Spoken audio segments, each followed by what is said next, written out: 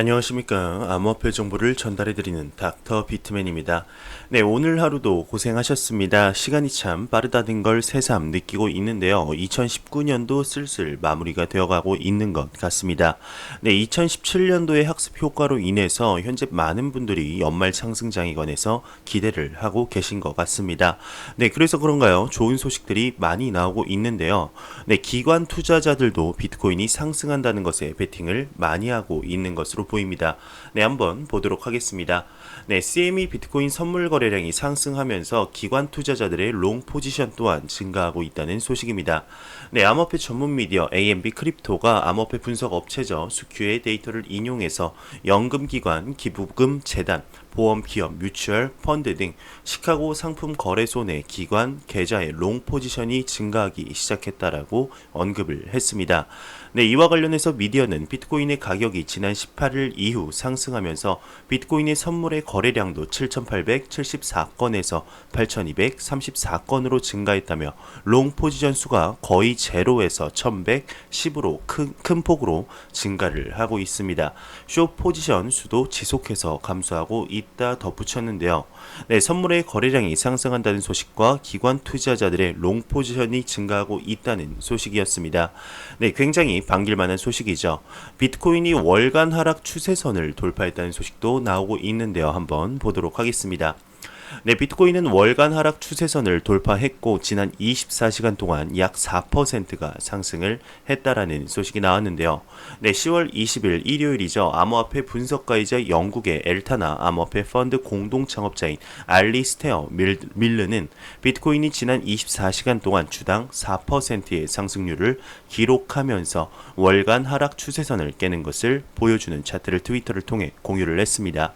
네, 지난 한 달 동안 비트코인은 9월보다 최고치인 1182달러에서 18%나 하락을 했는데요. 네, 2019년 7월 이후 비트코인 가격은 미 달러화에 비해서 43%나 하락을 했으며 7,000달러 선 아래로 하락하면 비트코인의 경우 50%의 하락을 의미하게 됩니다. 네, 하지만 최근 OKEX의 보고서에서는 비트코인을 걱정할 필요가 없다고 언급을 하고 있는데 OKEX에 따르게 되면 미국 달러와의 약세가 비트코인 가격을 하락시킨 요인이 될 수도 있다 언급을 하고 있습니다. 네, 미국 달러 인덱스가 4개월 추세선 이하로 거래되고 있어 앞으로 몇 달 안에 미국 연방준비제도 이사회가 금리를 인하할 것으로 예상되는 이유인데 금리 인하가 달러 강세에 도움이 되는 반면 달러 약세는 미국으로부터의 수출을 증대시키고 국내 이익을 개선할 수 있다고 언급을 하면서 몰타의 분사를 둔 이 거래소는 두 시나리오 모두 비트코인에 도움이 될 수 있다 언급을 했었습니다. 네, 비트코인이 월간 하락 추세선을 돌파했다는 소식이었습니다. 네, 최근 들어서 비트코인이 반등을 보이고 있다. 연말까지 얼마 상승할 것이다. 이러한 소식들이 많이 나오고 있습니다. 과연 어떠한 식으로 진행이 될지 지켜봐야겠죠. 네, 이러한 상승 모멘텀이 강해지는 만큼 그 기대감 또한 높게 올라가게 될 텐데요. 모든 사람들이 반기는 연말 암호화폐 시장에는 과연 어떠한 일들이 펼쳐지게 될까요? 네, 아동 구호를 위한 대표적인 기구가 어디라고 생각을 하십니까? 네, 맞습니다. 바로 유니세프가 떠오르게 될 텐데요. 이 유니세프에서 암호화폐에 관해 긍정적인 언급을 해 화제가 되고 있습니다. 한번 같이 보도록 하겠습니다.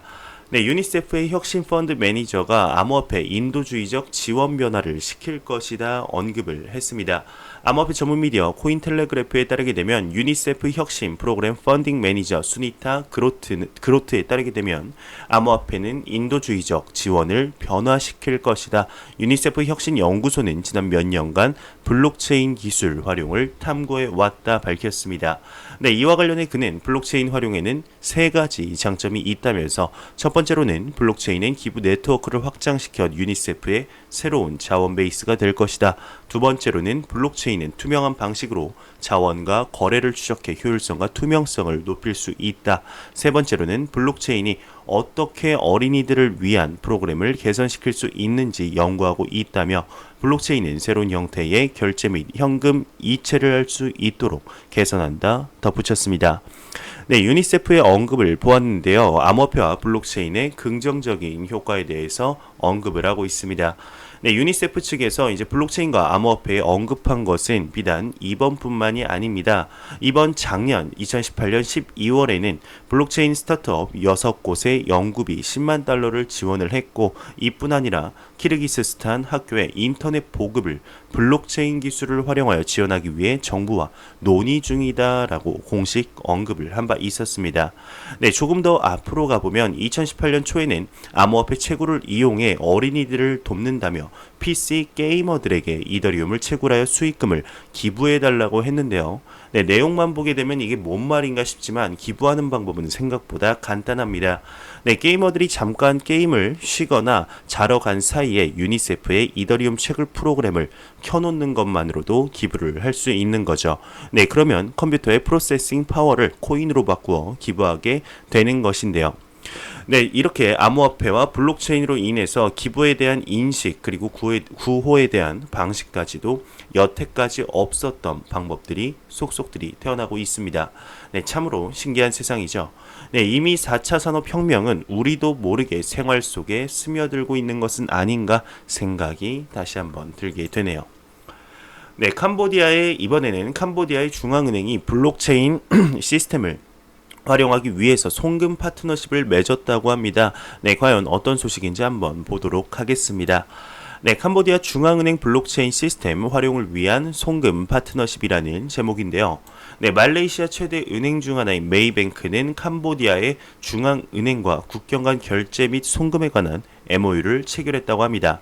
네, 10월 16일 말레이시아 경제 전문지 더 엣지 마켓츠는 말레이시아에서 가장 큰 은행인 메이뱅크가 캄보디아 중앙은행과 협력하여서 국경을 넘나드는 결제와 송금을 촉진할 것이다, 이렇게 보도를 했습니다. 네, 체아세레이 이제 MBC 부행장은 MOU는 두 기관이 캄보디아와 말레이시아 국민들에게 혜택을 주기 위해 이 기술을 더 활용하는 데 있어 또 다른 차원의 금융 협력에 도달할 수 있도록 할 것이다 언급을 했는데요. 네, 말레이시아의 모든 모바일 뱅킹 거래 중 66% 이상이 2018년 메이뱅크 앱을 통해 이루어졌고, 전체 인터넷 뱅킹 거래의 52% 이상이 메이뱅크의 디지털 플랫폼인 더 엣지 마켓을 통해 이루어졌다고 언급을 하고 있네요. 네, MBC 같은 경우는 이제 7월 초에 바콩 모바일 앱을 테스트하기 시작했는데, 당시 MBC는 피어투피어 결제 앱이 미국의 은행 계좌가 없는 대중들에게 도움을 주고 금융 제재를 개선할 것이다 언급을 했습니다. 네, 캄보디아가 중앙은행 블록체인 기술을 도입하기 위해서 파트너십을 맺었다, 이런 소식이었습니다. 네, 세계 경제 포럼 보고서를 보게 되면은 현재 40여 개, 40여 개의 중앙은행들이 블록체인 기술을 탐구하고 있다 나오고 있습니다. 네, 캄보디아뿐만 아니라 많은 국가들에서 블록체인과 암호화폐의 효용성을 이미 알고 있고 더 나아가서는 연구하고 있다는 반증이겠죠. 네, 하지만 아직까지는 국제적인 코인에 관해서 이제 규제가 미흡해 섣불리 도입하거나 채택하지 못하는 것이 현실입니다. 네, 그래서 그런가요? 국제 자금 세탁 방지 기구죠. FATF가 암호화폐 규제 추진 현황을 점검한다고 합니다. 네, 한번 보도록 하겠습니다. 네, FATF가 회원국 암호화폐 규제 추진 현황을 점검, 진행, 합의하겠다 언급을 했습니다. 네, 암호화폐 전문 미디어죠. 비트코인닷컴에 따르게 되면 국제자금 세탁 방지 기구 FATF가 각국이 암호화폐 규제 추진을 위해 필요한 절차를 어떻게 진행하고 있는지를 평가하기 위한 방법에 대해 합의를 하겠다 밝혔습니다. 네, 이와 관련해 FATF 같은 경우는 가상자산 산업의 글로벌 특수성을 고려했을 때 각국이 이러한 지침을 신속히 추진하는 것이 매우 중요하고, 특히 리스크를 충분히 이해하고 효율적인 관리 감독을 보장하는 것이 중요하다. 향후 각국이 어느 정도까지 조치를 진행하고 있는지에 대해 관심을 갖고 평가할 예정이다. 상호 평가를 진행한 국가는 반드시 조치 시행에 대한 후속 절차를 보고해야 한다라고 덧붙였습니다. 네, 앞서 FATF 같은 경우는 6월 국가 및 서비스 제공 업체의 새로운 지침의 이행을 감시하고 2020년 6월에 12개월간의 진행 상황에 대해 점검을 할 것이다 밝힌 바가 있었었죠. 네, FATF의 암호화폐 규제를 이제 잘하고 있는지 평가를 위한 합의를 하겠다라고 하는데요. 네, FATF가 나서면 항상 이런저런 말들이 많았습니다. 비현실적인 규제안을 내놓고 와서 이제 문제점이 많았었는데 이번에는 어떠한 방식으로 합의를 하고 평가를 하게 될지, 그리고 암호화폐 시장에 그것이 어떠한 영향을 미치게 될지 지켜보도록 하겠습니다. 네, 선진국가 중 암호화폐 시장에 관해서 가장 진보된 국가를 떠올리면 어디라고 생각을 하시나요? 네, 바로 일본이지 않을까 생각이 드는데, 일본의 총재가 디지털 화폐를 고려하지 않는다라고 언급을 했습니다. 네, 이건 과연 무슨 내용일까요? 한번 보도록 하죠. 네, 일본은행 총재 디지털 화폐 고려하지 않는다. 네, 구로다 하루이코 이제 일본은행 총재가 다시 디지털 화폐 발행 가능성을 부정하는 견해를 보인 것으로 밝혀졌습니다. 네, G20 재무장관 중앙은행 총재 회의 후 기자회견이 열렸었는데, 리브라의 대두로 글로벌 스테이블 코인에 대한 성명이 발표된 G20 성명서에서 금융기술 혁신에 의한 잠재적 이익을 인식하면서도 글로벌 스테이블 코인에는 엄격한 규제를 마련하여서 그것이 가져올 수 있는 국제적인 위험에 대응할 수 있을 때까지는 발행을 허가하지 말아야 한다라고 언급하며 민간의 스테이블 코인 발행 우려 문제가 의자에 올랐습니다. 네, 이와 더불어 함께 주목받는 것이 중앙은행이 발행하는 디지털 화폐 발행 가능성인데요.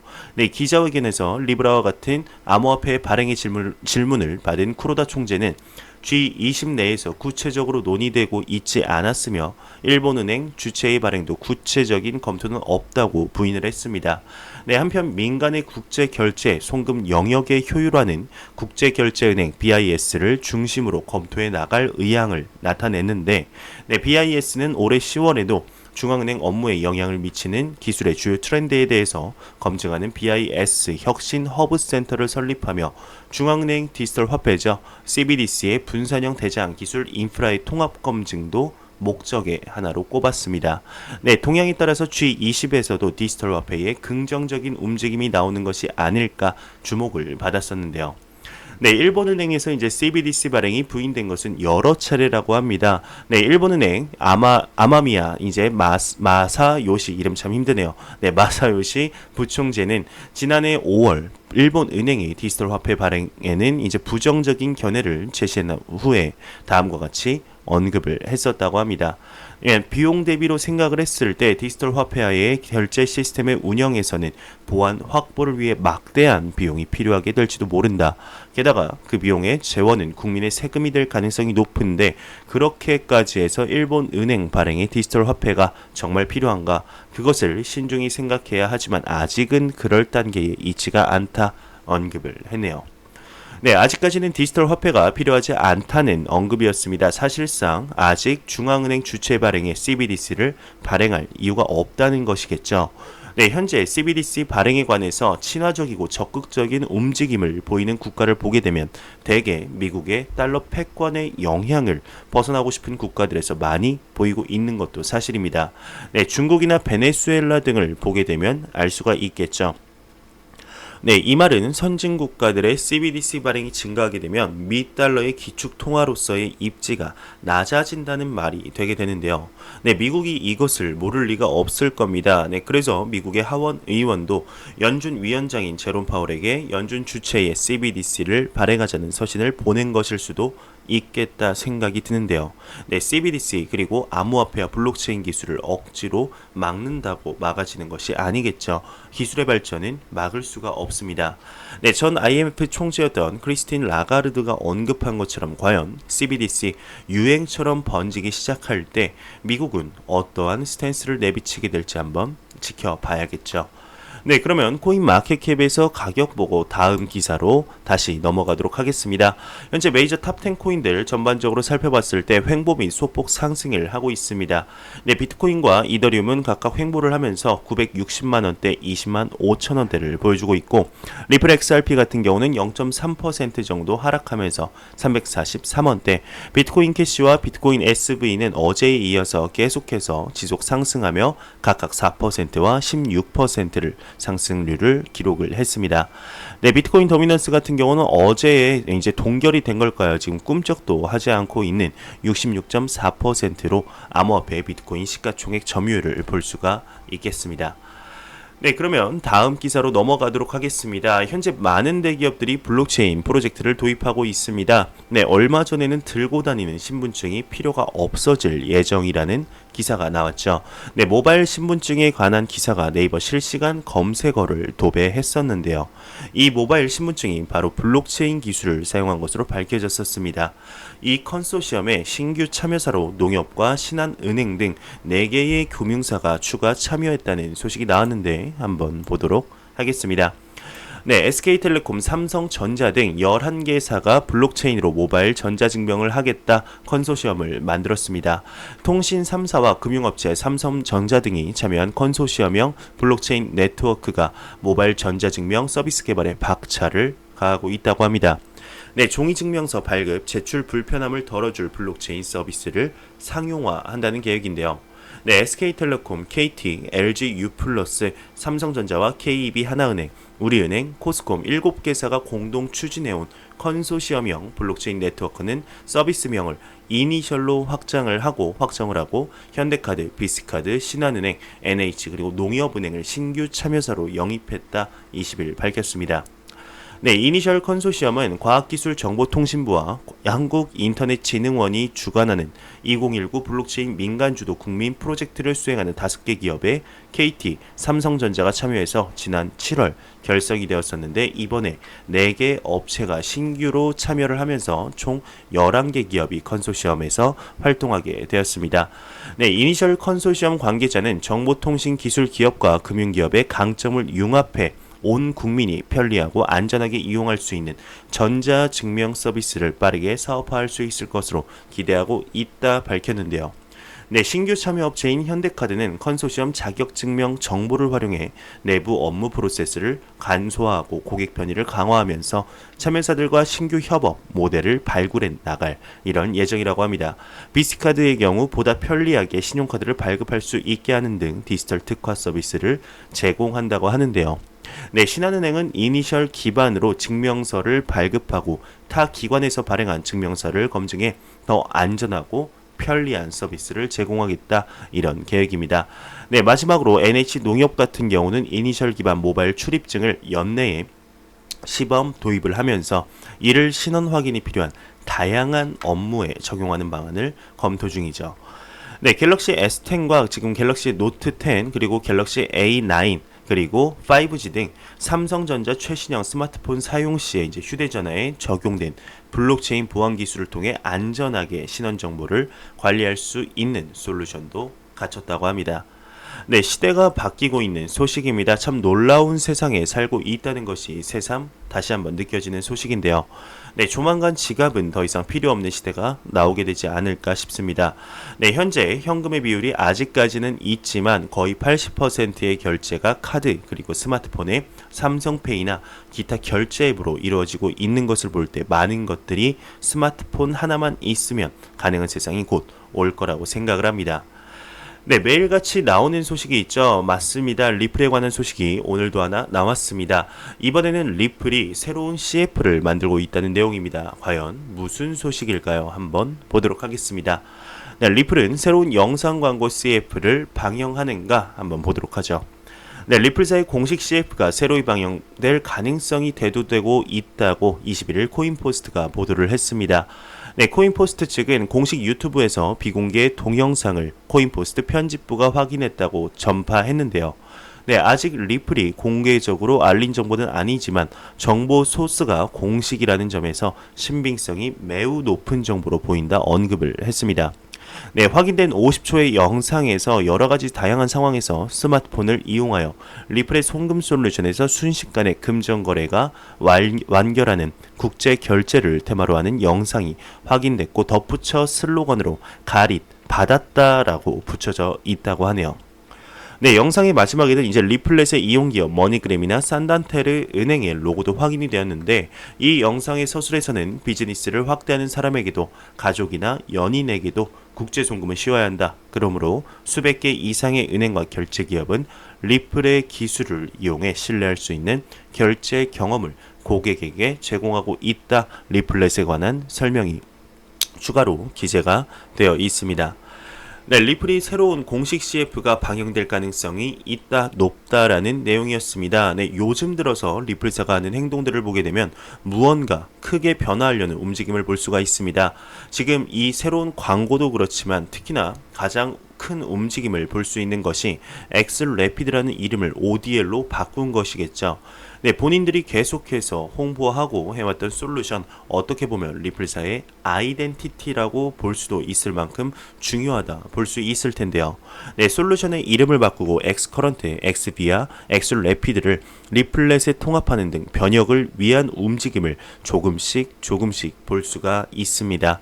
네, 과연 이러한 것들이 리플에 어떠한 영향을 가져다가 주게 될지, 또 더 나아가서는 XRP의 가격에 긍정적인 영향을 미칠지 좀 더 지켜봐야겠죠. 네, 블록체인 미디어 연합이 공식 출범했다는 소식이 나왔습니다. 블록체인 산업을 위한 책임 있는 목소리를 전달하겠다 당찬 포부를 밝혔는데요. 네, 블록체인 미디어 연합이 21일 서울 광화문 아트홀에서 첫 발을 내디뎠습니다. 네, 이날 행사에는 국내외 블록체인 미디어 회원사 관계자들이 참석을 했는데, 미디어 연합에는 10월 현재 토큰포스트, 한국 블록체인 뉴스, 주간, 블록체인 퍼블리시 등 국내외 50여 개의 체인 미디어 사가 이제 관계사가 참여를 하고 있습니다. 네, 미디어 연합은 투명한 블록체인 산업을 위한 책임 있는 목소리를 전달하고 언론 산업에 블록체인 기술을 도입해 개별 언론사의 재정적 독립성과 가짜 뉴스 퇴출 등 뉴스의 미래를 선도하기 위해 조직이 되었다고 하는데요. 네, 앞서 미디어 연합의 초대 회장으로는 장익경 전 한국경제TV 부국장이 추대가 되었습니다. 장 회장은 기자, 앵커를 비롯해 20년이 넘는 경력을 갖춘 언론 전문가인데요. 현재는 언론 매니지먼트 코디네이터 역할을 맡고 있다고 합니다. 네, 장 회장의 인사말을 통해서는 기존 많은 협회와 달리 남들이 가지 않는 길을 함께 걸어가면서 만들자는 의미에서 연합이라는 이름을 생각했다며, 한국뿐만 아니라 전 세계 미디어 관련 기업을 아우르는 미디어 연합을 만들어가겠다 언급을 했네요. 네, 이어서 권성민 수석 부회장은 산업혁명의와 인재 그리고 비트코인 및 블록체인의 역사를 간략히 소개하면서 미디어 연합이 감당해야 할 역할에 대해 설명을 하고 있는데요. 네, 권성민 대표는 글로벌 블록체인 미디어 토큰포스트 겸 퍼블리시 대표를 맡고 있습니다. 네, 권 부회장은 4차 산업혁명의 핵심 기술인 블록체인 기술은 과거부터 이어져 온 분산화에 대한 열망이 응축돼 마침내 현실로 나타나게 된 것이라며, 큰 변화로 인한 글로벌 규제, 불확실한 현재 상황에서 미디어 연합의 역할이 중요하다 강조를 했습니다. 네, 이날 미디어 연합은 블록체인 이슈 선점, 블록체인 프로젝트 검증, 블록체인 기반 언론 사업과 교육, 전 산업 차원에서 블록체인 기술 접목 등을 주요 사업 추진 방향으로 소개를 했네요. 네, 라이트닝 코인에 관한 소식이 나왔습니다. 라이트코인에 관한 소식이 나왔는데요. 28일 라이트코인 서밋에서 라이트코인 첫 라이트닝 네트워크가 발표가 될 가능성도 대두가 되고 있습니다. 네, 28일 열릴 예정인 라이트코인, 네, 왜 이렇게 발음이 새는지 모르겠네요. 네, 라이트코인 서밋에서 암호화폐 라이트코인에서 라이트닝 네트워크 구현 월렛이 곧 발표될 것이라는 가능성이 대두가 되고 있는데요. 네, 이에 대해 암호화폐 라이트코인 웹사이트를 운영하는 라이트코인 하우스의 CEO 프랭클린 리차드가 기사를 공개했습니다. 이달 28일부터 미국 네바다주 라스베이거스의 시에서 열리는 라이트코인 서밋을 앞두고 있는 가운데, 라이트코인 재단 공동 창업자의 이제 왕신 씨가 로샨에게 어떤 중대한 뉴스가 있다라고 코멘트한 트윗에 대해 라이트닝과 관련이 되어 있다 단문이 되었습니다. 네, 리차드는 보도에서 라이트코인의 즉시 결제가 가능하게 되는 라이트닝 네트워크의 구현이 슬슬 발표되지 않을까라고 언급을 했는데, 네, 로샤는 2013년부터 라이트코인 개발자로 활약하는 인물로 코어 풀 노드와 iOS, 안드로이드 전용 최대 독립형 지갑 로프 월렛의 개발로 알려져 있는데요. 네, 리차드는 그의 실적과 iOS의 정통도를 감안할 때 라이트닝 구현의 새로운 지갑의 개발을 담당하는 것은 이상하지 않다, 이렇게 지적을 했습니다.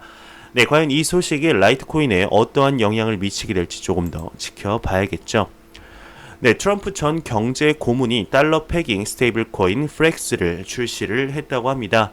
네, 암호화폐 전문 미디어 더 블록에 따르게 되면 전 미국 트럼프 대통령의 경제 고문 스티븐 무어가 경제학자 랄프 벤코, 에브릿 피디어 공동 창업자 샘 카제미안과 함께 새로운 달러 기반 스테이블 코인 프렉스를 출시를 했다고 합니다. 네, 이와 관련해 이제 해당 미디어는 스티븐 무어는 프렉스의 공동 설립자 겸 최고 경제 책임자를 맡을 예정이라며 발표에 따르게 되면 프렉스의 경우 미 달러의 1대1로 지지되지 않을 것이고 준비금은 프렉스가 1달러에 패깅될 수 있는 이자를 발생시키기 위해 대출될 것이다. 이렇게 전달을 했습니다. 네, 미 CFTC 위원장이 향후 6에서 12개월 내에 이더리움 선물 거래가 가능할 것으로 보고 있습니다. 네, 암호화폐 전문 미디어 코인데스크에 따르게 되면 히스타버트 상품 선물거래위원회 CFTC 위원장이 향후 6개월에서 12개월 내로 이더리움 선물 거래를 할 수 있을 것이라고 주장을 했는데요. 네, 앞서 히스타버스 위원장은 이더리움은 상품으로 가까운 시일 내에 미국 시장에서 이더리움 선물 거래를 승인할 계획이다 밝힌 바가 있었습니다. 네, 암호화폐 전문 미디어 코인텔레그래프에 따르게 되면 알고랜드 재단이 현재 알고랜드의 블록체인 플랫폼이 이슬람법이죠. 이제 샤리아의 자금 조달 라이선스를 획득했다 밝혔습니다. 네, 이로써 이슬람 기관들은 알고랜드 블록체인을 사용해 비즈니스를 진행할 수 있게 되었다고 하는데요. 네, 이와 관련해 미디어는 알고랜드가 샤리아 자금 조달에 대한 라이선스를 획득했으나 알고랜드 기반의 DA, 뎁들은 개별적으로 평가를 진행해야 한다며 알고랜드 재단은 이슬람 금융시장이 세계 금융시장에 미치는 중요성을 인식하고 네트워크의 규정 준수를 위해 바레인의 샤리아 심사국을 자문기관으로 초청했다 밝혔네요. 네, 비키 거래소의 CEO는 돈 없으면 프로젝트 진행 말라 아주 강한 어조로 언급을 했습니다. 네, 글로벌 거래소 비키의 최고 경영자인 이제 두 쥔이 본인 SNS를 통해서 암호화폐 프로젝트 코인워드가 생태계에서 돈을 못 버니 거래소의 주머니를 털려고 한다. 거래소에게 보호 명목으로 받는 비용을 환불 요청했다며 돈이 없으면 프로젝트를 진행해서는 안 된다. 거래소의 주인은 투자자들이다. 이렇게 공식 전달을 했습니다. 네, 런던 소재 고급 호텔에서 토크나 블록체인 거래를 한다고 합니다. 추적이 가능하다고 하는데요. 네, 암호화폐 전문 미디어 델리 호들이 부동산 IT 기업 리퀴파이의 발표자를 인용해서 런던 메이페어 소재의 고급 호텔 랜드마크 런던이 토큰화되어서 블록체인을 통해 소유권을 이전하거나 추적 거래를 할 수 있다고 합니다. 네, 이와 관련해 리퀴파이 CEO 아드라인 라이는 블록체인 기술이 발전하면서 부동산 분야에서 디지털 증권에 대한 수요가 늘고 있다며 네, 부동산 생태계의 운영비를 낮추고 유동성을 높일 수 있을 것이라고 언급을 하고 있습니다. 네, 부동산이 토큰화되면 더 작은 지분으로 분할돼서 네, 다수의 투자자들이 지분을 보유할 수 있게 된다라고 덧붙였다고 하네요. 네, 모든 자산들의 토큰화가 서서히 실현되는 것이 아닌가 생각이 들게 됩니다. 네, 로컬 비트코인즈 거래량이 KYC 강화 후에 급감을 했다고 합니다. 네, 지난 28일 로컬 비트코인즈의 비트코인 거래량은 6,100만 달러를 기록한 이후 10월 5일 4,700만 달러, 10일 4,100만 달러, 지난주에는 3,700만 달러를 기록했다고 합니다. 네, 급격한 감소는 지난 1일부터 시행된 자금 세탁 방지 AML을 위한 KYC 인증 강화로 인한 것으로 추정이 된다 덧붙였네요. 네, 미 증시가 상승 마감을 했습니다. 블록체인 관련주가 다수 강세로 지금 보이고 있다고 하는데 미국 증시 다우존스 지수가 0.21% 상승 마감을 했다고 하네요. 네, 그러면 코인 마켓캡에서 가격 보고 마무리하도록 하겠습니다. 리플 XRP 기준 343.99원인데요. F5번 한번 눌러보도록 하겠습니다. 네, 343.38원으로 아주 소폭 하락을 했는데 이러한 가격 횡보비 소폭 상승이 대상승장으로 가는 발판이 되기를 진심으로 바라봅니다.